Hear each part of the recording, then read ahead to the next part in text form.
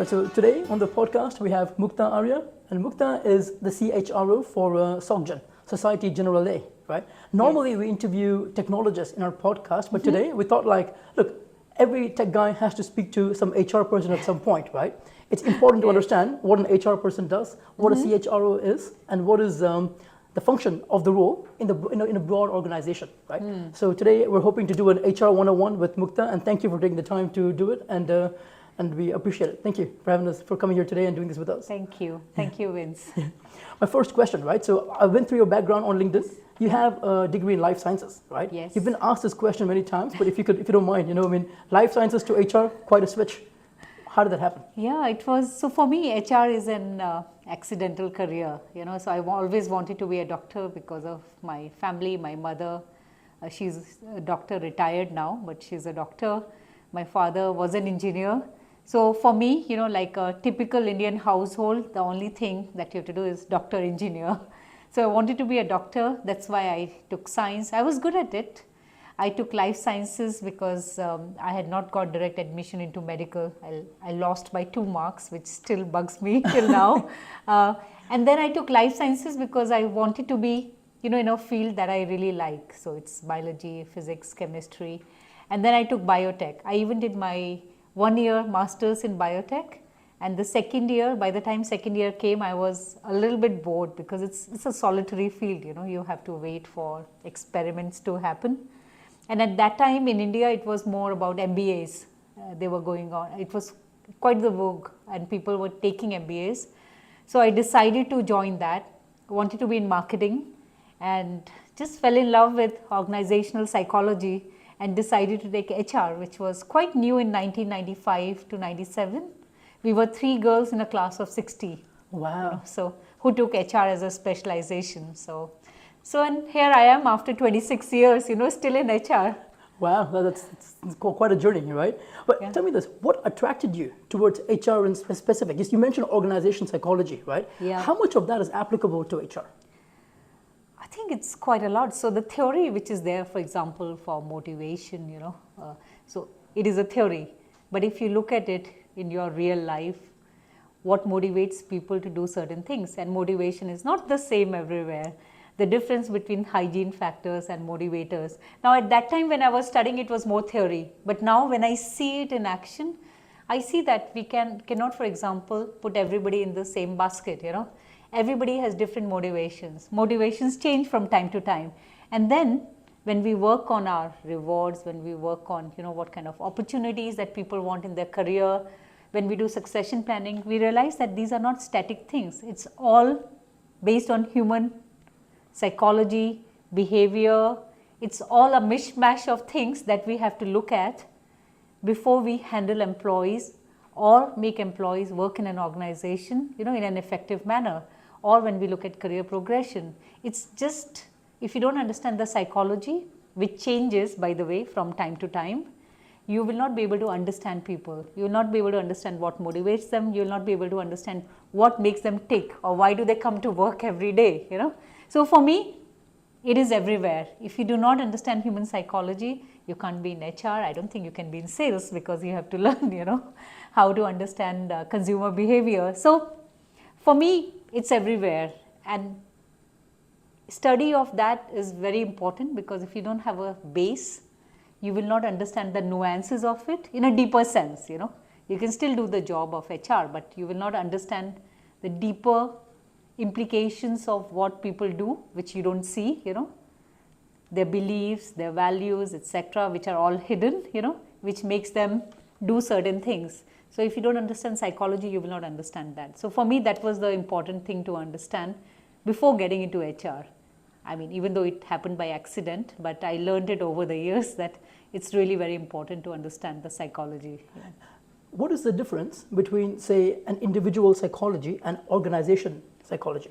I mean, organizations are made up of individuals. So, of course, you have to understand individuals first, and then the group dynamics, which is, it's not a sum total, but it can, if you don't understand individual psychology, the group psychology becomes a little bit more different because individuals, how they interact with each other, what is called social psychology, becomes very important in organizations, and how people behave when they are different. They're different when they are individuals or on their own, but when they are in a team, they behave in a very different way. So for me, there are comparisons, there is similarities, and then there are differences which are there. So again, I mean, it's like you understand individual psychology, then you go into group dynamics and group psychology, etc. And then you have to see how an individual behaves in a group situation. So it's all quite a complicated understanding of things which are there, and you have to learn to interconnect things. You have to learn how to connect the dots and then see the whole.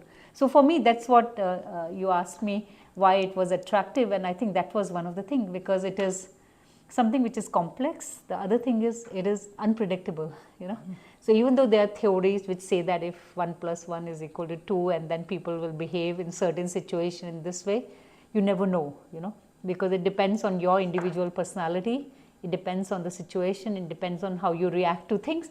So for me, it's an unpredictability which is related to psychology, which is interesting. Yeah. On that note, right, could you tell us, so human HR, right, what are the different facets that make up HR, and what does the CHRO do? So HR, from outside, it looks like only one, that it's HR. And everything that goes wrong is put on HR now.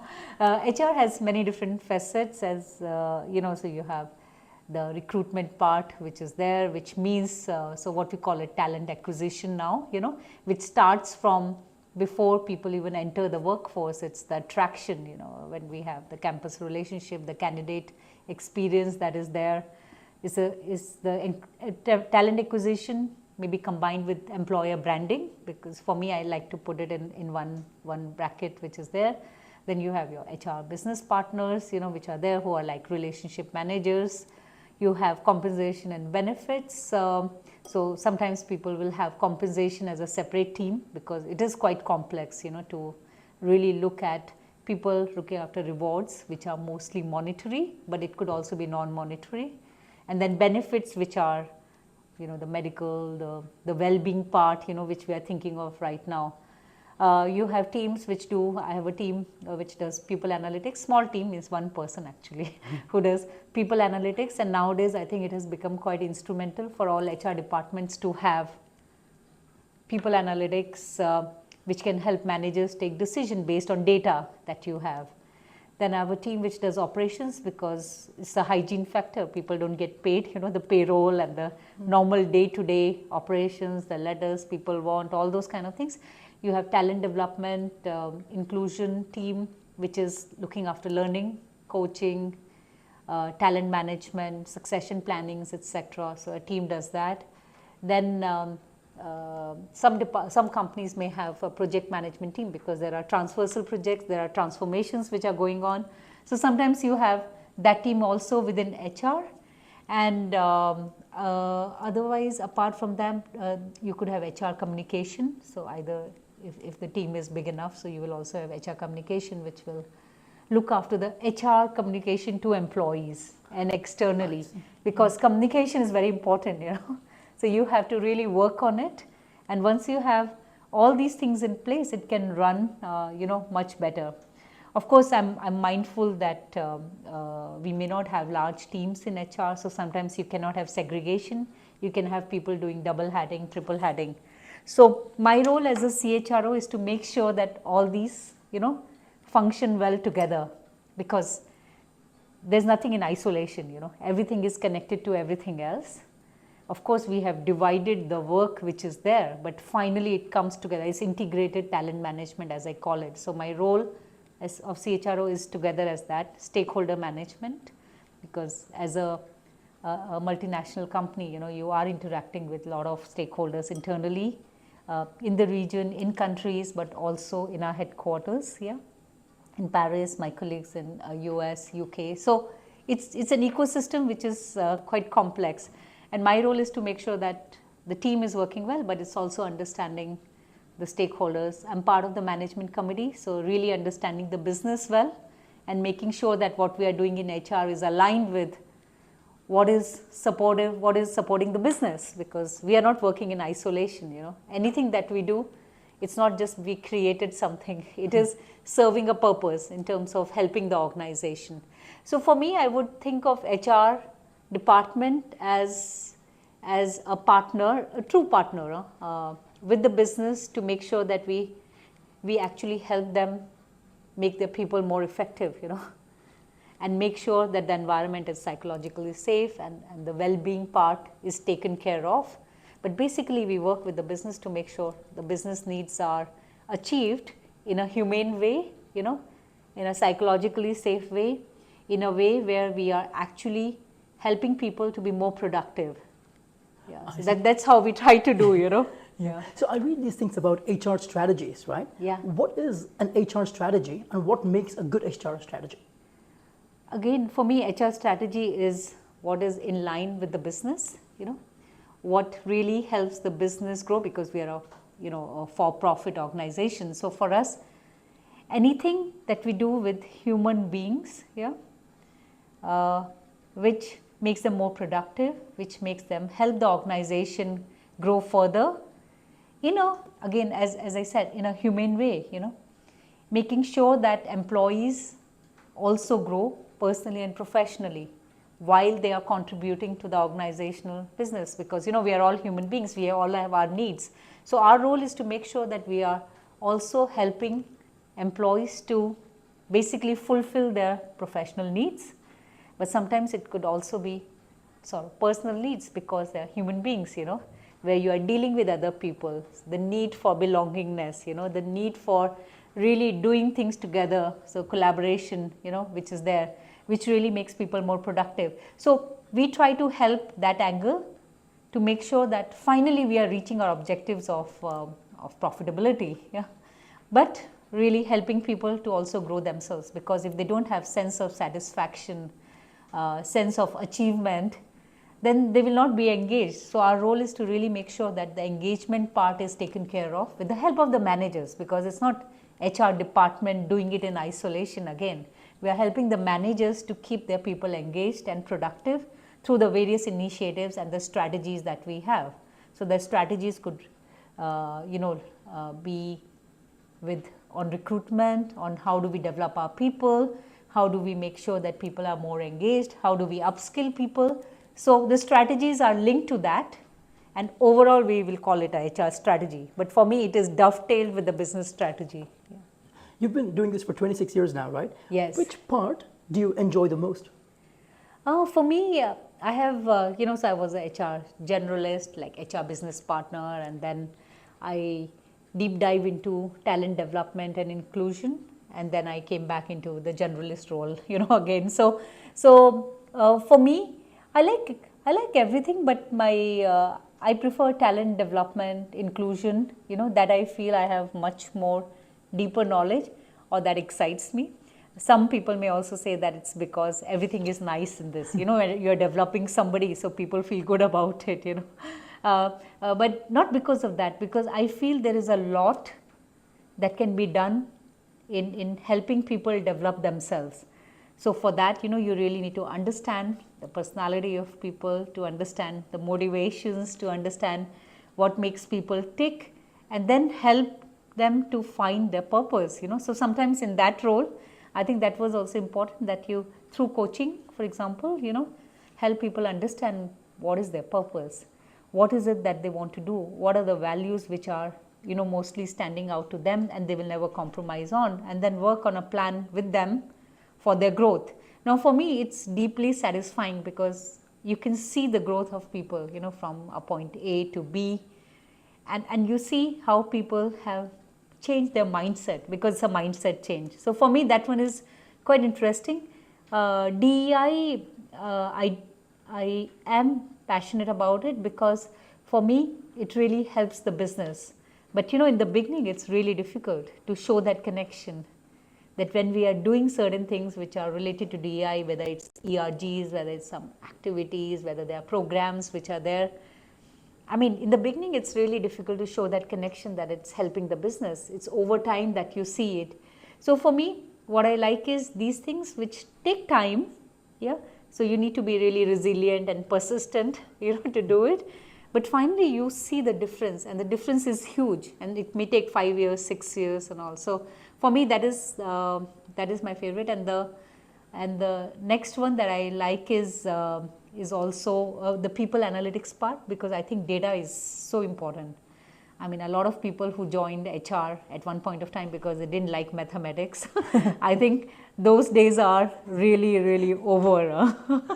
It has become critical skill that you understand the data, you can connect the dot, you can have a storytelling ability to see that how different data really impact us, and we can take decisions based on them. So extremely important, and I'm getting more interested. And what I'm getting more interested is the use of AI. So it's still new for me, but I'm learning. I'm doing some courses to make sure I understand correctly what we can do in HR using AI. And I think for me, this is something which is really helpful for us if we know how to use it in the right way. So yeah, so I've taken the first step for that one. My team, I have some people who are very good in people analytics and in AI. And sometimes they are sort of mentoring me, reverse mentoring me into these topics, because for them it is easy, For me, I take some more efforts, to learn it. But yeah, it's quite exciting. I see that HR is changing from the time I joined, when it was called personnel management, because my degree was called that, industrial relations and personal management, the MBA that I did. So now it is completely changed. It's no longer personnel management. It is definitely strategic human resource management. It is really partnering with the business. Yeah. Okay, I've got questions on all of those, right? But first question is CHRO versus Chief People Officer. Is that the same thing, or? I think for me it's the same thing. It's just a play on words. Just a play on words. Okay, yeah. Okay, so you've got coaching, and then you've got D&EI, right? Yeah. And then you've got people analytics and AI, right? Yeah. On the coaching front, right? Yeah. I mean, do you actually go seek out people who you think can be coached, or do they come to you? Or say for an organization that's smaller, right? How do you know whom to coach, and how do you go about coaching them? So that is the difference between mentoring and coaching. Mentoring is more guiding people, making sure that they understand from, say, my experience, and then they use it in their own work life, okay? But as HR, or my HR BPs or business managers, if we feel that, there is a need, there's a situation, for example, okay, we have this really good person, high potential person who needs to grow in the organization. Everything is great, performance is great, maybe stakeholder management is great, everything is there. But when the person does not want to delegate, okay, it can, and there are many situations like that, because the person is so good that they feel that they can do it much faster, much better if they delegate it to the team. However, when we want to grow people, okay, and if it's a managerial position, we would like the person to have delegation skills, because if they don't do it, they will not be able to handle higher responsibilities, yeah, because there are only 24 hours in a day, and you also need to sleep and eat and other things, etc. So for me, this is where maybe coaching can help, where the person first needs to agree that there's an issue related to delegation, yeah, because if the person doesn't agree there's an issue, you cannot do anything. I can do thousands of things, talk to the person and all as a coach, but if they don't agree that it's an issue, it will never go forward. So first thing is that the person needs to agree, and then the second is that you work on it, and it's a limited period of time, coaching sessions, etc., where you work with the manager, work with the employee, and then work on certain action plans towards that goal. So you need to have an issue for coaching to happen. Yeah. So what we do is I think when we are doing assessment of employees, when we are doing succession planning, when we are really doing our talent reviews and all, so all these kind of things come up. Yeah. So either it's through manager, either it's through HRBP, and sometimes it's employees who say that, okay, I want to get promoted. However, this is not happening, and this is a feedback which I get from time to time. So it could be either way. So for me, it is really the alertness of the manager, the HRBP and the employee themselves, which can bring this to the fore. Yeah?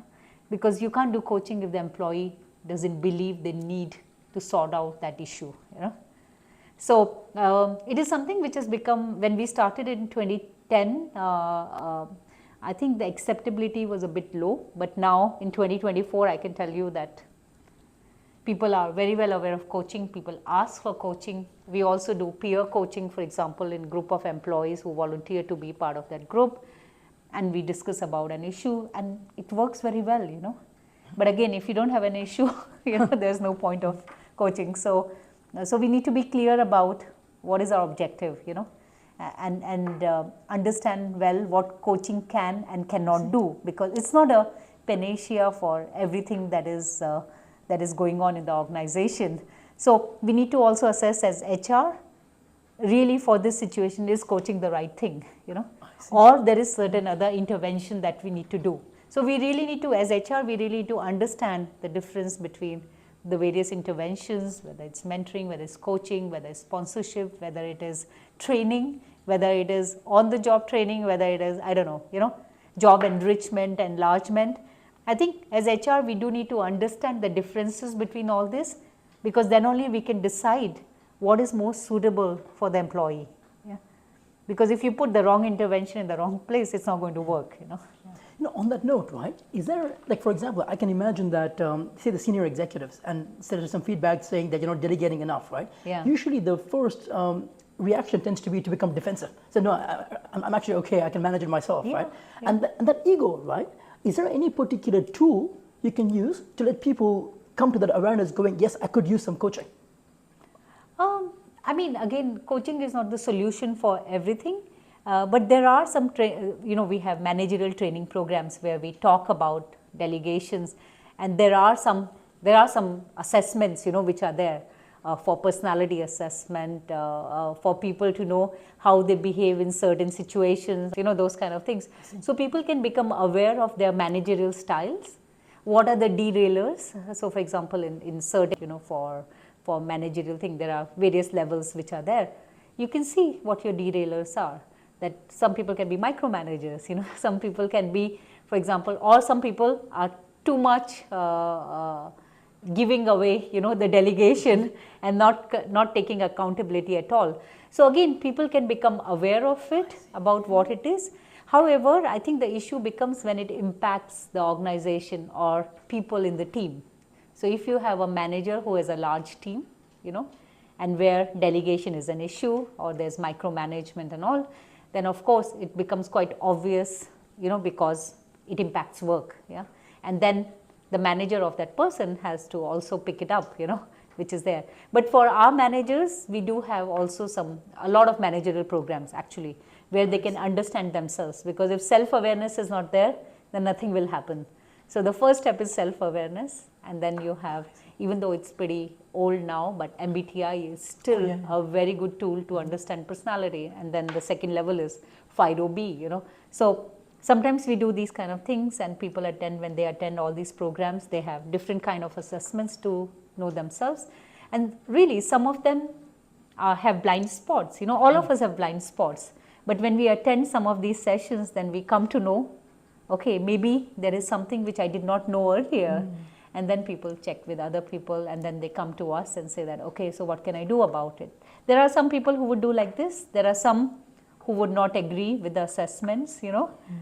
But again, if it is impacting the organization, if it's impacting the teams, it's also the managers who will come up and say that, okay, we need to do something about it. We have cases, and I think these cases are everywhere, you know. Yeah. So the main thing what we say is that if people are not made aware of it or are not given feedback, they will never know about it. So feedback becomes quite important on a regular basis. It's not like feedback which you give only during performance appraisal once a year kind of thing. What we tell our managers and we encourage them to give is regular feedback during regular catch-ups and other things, so that people become aware of it, and then we can think of some interventions, you know, if required. Yeah. Because again, it's if required. You cannot just do it just like that. If there's an issue, we look at it. Yeah. The diversity and inclusion piece, right? Can you tell us, right, why is diversity important to an organization? Like, for example, say I'm going to give you the word in technology, for example, right? I mean, they say to us that you have to have, people who are also females from an education, from a computer science background. You have to have some of them on the team as well, right? Why is that important to any organization? I mean, there are thousands of research which says that if you have people who are from different skill sets, different mindsets, different gender, nationality, etc., because there's a different way of looking at things, it adds value to the organization because you will have different ideas. Yeah? Because sometimes homogeneity can cause, groupthink, people following each other without, asking questions, or innovation will not breed if you have people thinking the same, if they are from the same schools, if they are from the same kind of background, same upbringing, values, belief, etc. So there are thousands of research which says that the diversity of ideas, diversity of beliefs, etc., can really bring value to an organization because you can think of things differently, you can come up with new products, you can maybe do things more efficiently, because if I'm always doing the thing in the same way and everybody who is like me is saying yes, okay, it works fine, we don't need to change, whereas somebody who comes with a completely different mindset comes and says that, oh, but what you're doing is completely not efficient, why can't we look at things which is slightly different, which can maybe save us, 2 hours of turnaround time and this and that. So again, diversity brings that, it brings different ideas, it brings, I would say more spice, to the life. And that's why there are business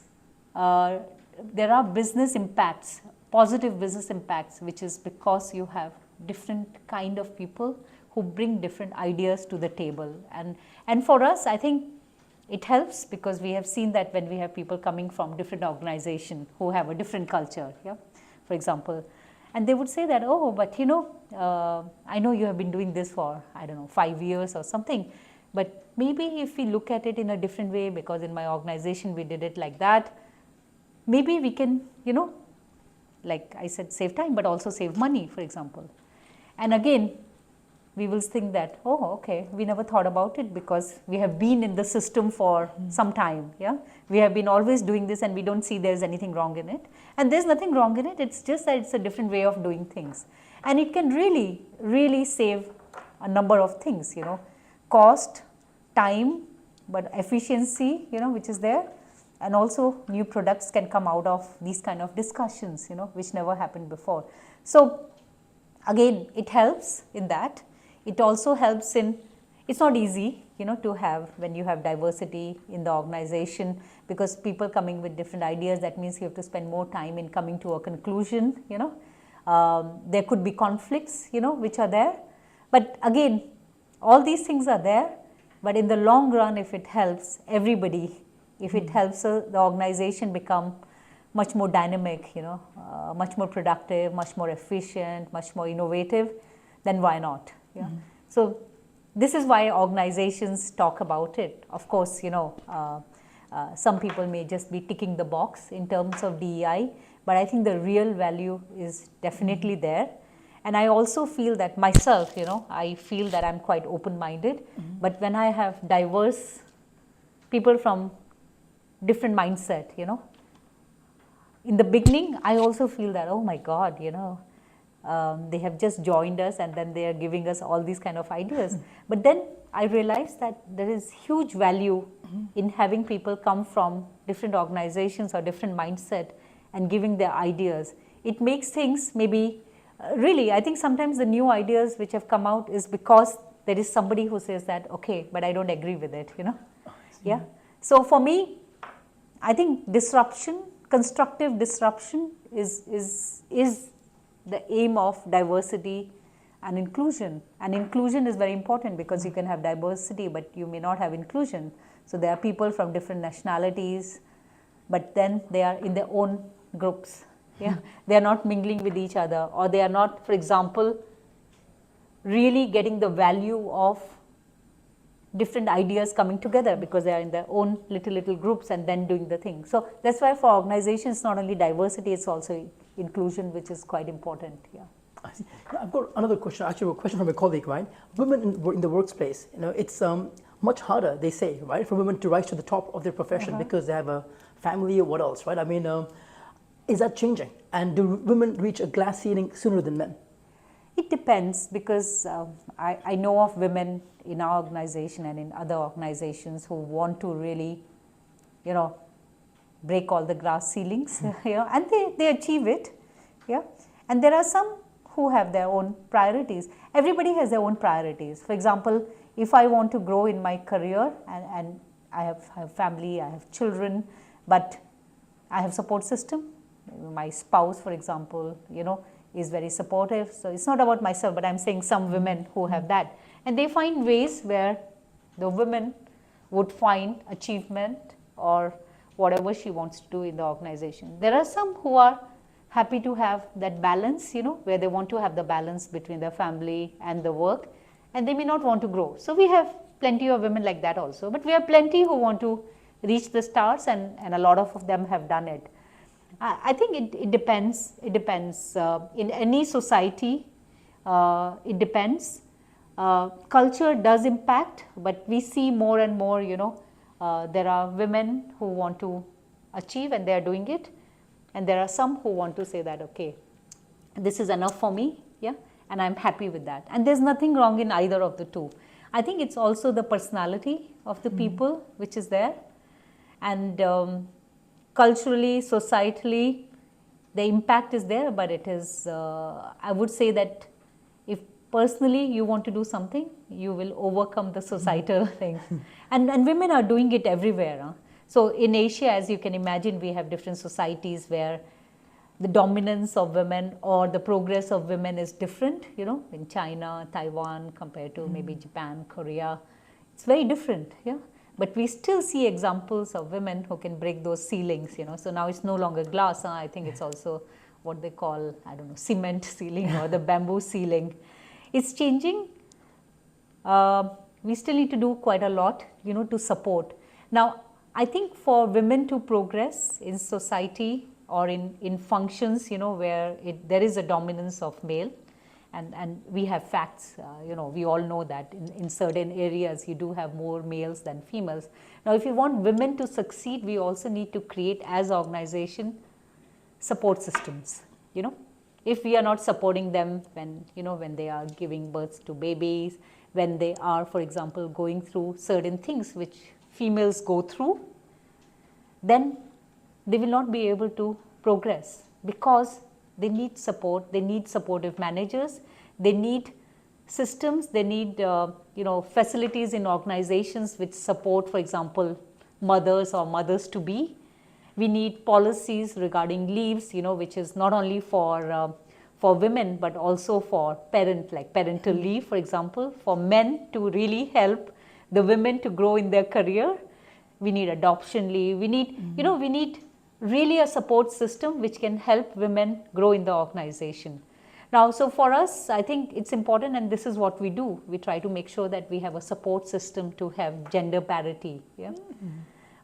It's not only about women, it's also about men, because in certain departments you have more females than males, Then how do we make sure that we have sort of a balance where it makes sense? Because again, it has to be equitable, It can't be that we are supporting one gender, for example, and at the risk of ignoring the other one, so positive discrimination, for example. So we need to be careful about really doing things which are supporting actually everybody. And women, we need, of course, more, because in certain fields like in IT, we have less women, So if we want women to grow, we also need to give some additional help and support. So this is what it is, but meritocracy still remains the most important one, So it's not like you're doing it just because of a certain gender or nationality as part of DEI, but it's because it's merit, but it's also that we need to do certain things to make certain nationality, genders, etc. more visible. So for me, it's an organizational effort to do it. Yeah. You mentioned people analytics a few times, right? Yeah. So what is that? What is people analytics? It's basically, as HR, we are custodians of a lot of data. Yeah, it's different systems, etc. You have the demographics, but you also have the performance data, you have the compensation data, you have all kind of data that we have. Now, people analytics is really analyzing the data that we have to really make the connection. Yeah, recruitment and attrition, it's quite simple. Huh? So you have high recruitment because you also have high attrition, which is there. But is it because of the compensation? Is it because of the well-being of employees? So you have the barometer survey, for example, employee satisfaction survey. So you have the result. So basically, to see the linkages of all the data, like gender, which departments have gender parity or which do not have. Yeah, is compensation linked to, is there a gender pay gap, etc. So for me, people analytics can really, so the first level is the static data, where you have all the static data to do a diagnostic of really, is there an issue somewhere, yeah, when you have issues of nationality, gender, whether you have compensation related, whether you have why people are leaving the organization, or also it could be the other way, why people are attracted to the organization. Do we know what is our USP as an organization? So that's static. The second level is predictive, where based on the past trends, can we predict the future? I mean, it sounds like clairvoyance, but basically based on variety of criteria and people who have left us, we worked on this model with our team, which is on this, that based on a number of data like leave of absence, the number of prior jobs, the work experience, which is there. So there were some 8-9 criteria. Then we worked on this model, which showed us that, okay, what kind of people are at risk of attrition, higher. Yeah. Now again, it's AI driven, so that means it's learning. Yeah. So we hope that it will become, more accurate in future, because when it learns from the data that we are feeding, it becomes more and more accurate. Right now, when we started, I think it was around 70% accuracy rate. So now we are going to do another run and then see. So for me, people analytics can help us in prediction, of whether there is high risk of attrition, of flight risk, for example, is high for a certain level of people or certain kind of profiles that we have with us or not. So we're trying to do all that in using people analytics. And the other is, of course, the ROI on hiring, ROI on certain programs that we have, but it all requires data, and people analytics can really help in creating whether this program that we are doing, which cost, I don't know, X, Y, Z, whether it's worth it, are we getting the return on investment which is in the positive, versus the negative. So for me, it is the way to be, and without data, I don't think we can do anything, So for everything, we need to have data in HR, How do you think AI is going to reshape data in the future? Oh, it is, because like I said, in the predictive analytics that we are doing, we are not doing it manually. We are using AI tool, to work on it. Now, again, these are the kind of things it can help us. AI can really help HR to be much more effective, much more efficient, of course, so that we can focus on real areas where the human touch is required, and like coaching skills. Now even coaching is done by AI, so it's not that. But wherever we can do maybe more strategic thing, we can do it. But AI can actually help in really in our data analytics, in maybe we already do the first cut, for example. We don't do it, sorry, but a lot of organizations are doing the first cut interviewing through AI. Yeah. So you have the first level, but then after that, the human touch, comes into the picture. But there are many such tasks that we are doing, the analysis that we do for compensation, during our compensation review period. For example, we have to analyze labor laws, we have 11 markets, but instead of going one by one, I can really get the analysis, in one go. And I've tried to look at some of these things, and my team is also learning, to see how we can make our day-to-day work much more efficient, so that we can focus on things where our brains are required, much more. So for me, it's a real game changer in terms of helping, in terms of really making sure that we do things in the right way with accuracy, but also faster. Yeah. So it's going to be a game changer. It is a game changer already. Yeah. So yeah. I want to be mindful of your time, but I've got 2 more questions. Okay. One is, I heard you've written books as well. right? I heard that on a podcast, Yeah, right? Tell me about that. long yeah? time ago. Yeah. Yeah, I did write 4 books. I like writing, so I used to blog earlier. And one of my ex-boss, when I moved to Hong Kong from Mumbai, she told me that whenever you see something for the first time, and when you write it down at that time, it's a very different view compared to what you do after 2 years, So she told me that when you go to Hong Kong, just make sure that you write your experiences as and when they happen. So I started writing, and that was my, so there was this book called Whimsical Times. It was about Hong Kong. So those were the anecdotes which were based on that. And it was like, one pager, but it was my impression of Hong Kong. And really, after so many years, when I look back at it, I was like, oh, okay, so I don't think like this, anymore. So what she told me was the right thing. So that was a blogging. And I was writing some poems at that time. And then finally I had quite a lot.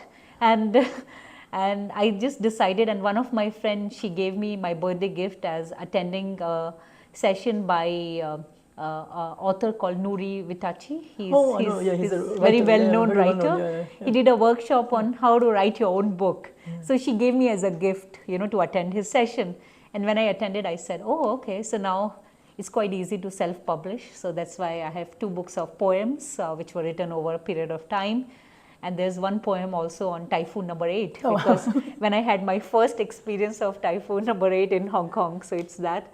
And then I have one book on Hong Kong, and the latest one was Crisscross, was written in Singapore during COVID time. Wow. Because I had a lot of time. I was working from home, so evenings were free. So in my balcony, then I was writing all those things. So yeah, I think it was good. But I've not written anything for a long time. I have one chapter in a book which was published for women authors about my journey. That was last year. But apart from that, actually I've not written anything else. I do think writing is quite important, because it makes you discover yourself. So for me, I think when I was writing quite a lot, I got to know more about myself. It was self-awareness. Yeah, that's great. You should write a poem on Typhoon 10. That was Typhoon truly 10. scary. I experienced it the super typhoon a couple of years ago. Our building was shaking. Yeah, I was not here. I was in Singapore at that time. Otherwise, maybe I would have written. Last question for you, right? So Yeah. for a smaller organization, like say Yes. us, for example, right? From an HR perspective, and say we want to get to the next level, and we Yeah. want to double, triple our size from say 15 people to 45 people, right? What advice would you give us?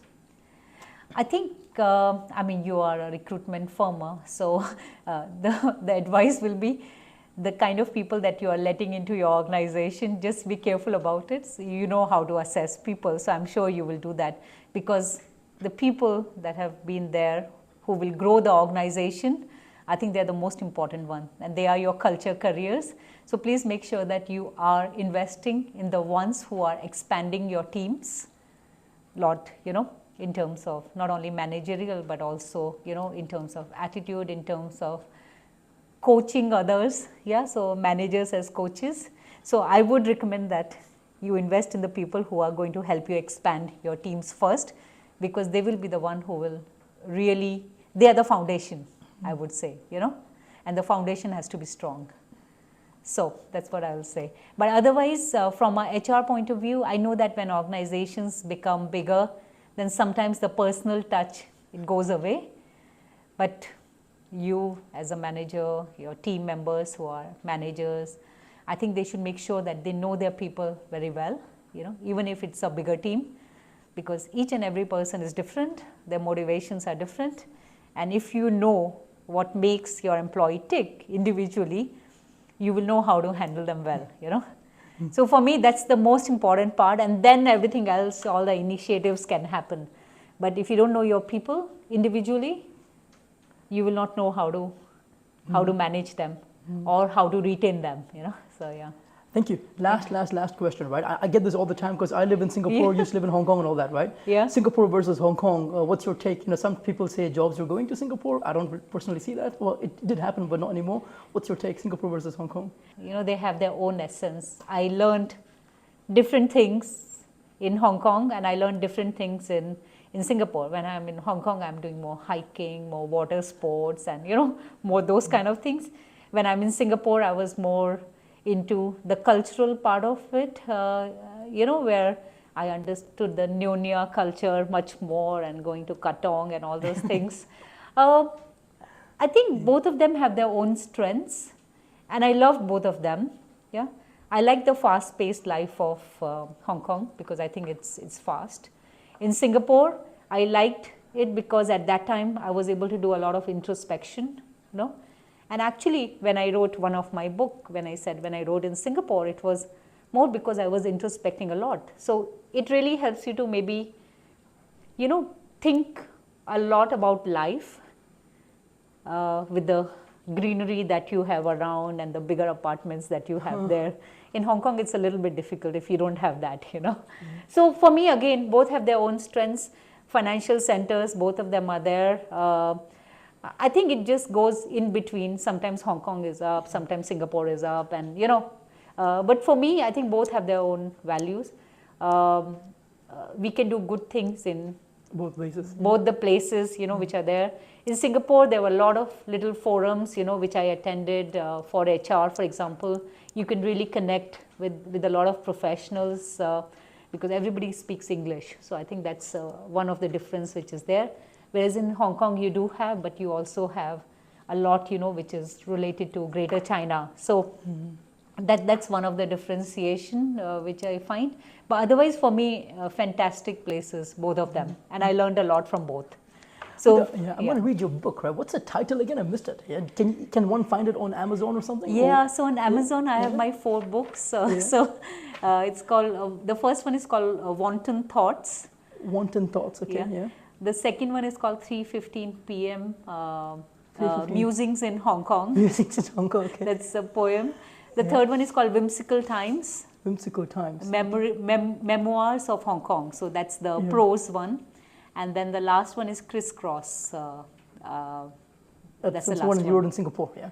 The one which I wrote in Singapore, yeah. I'll find them and read them on Amazon.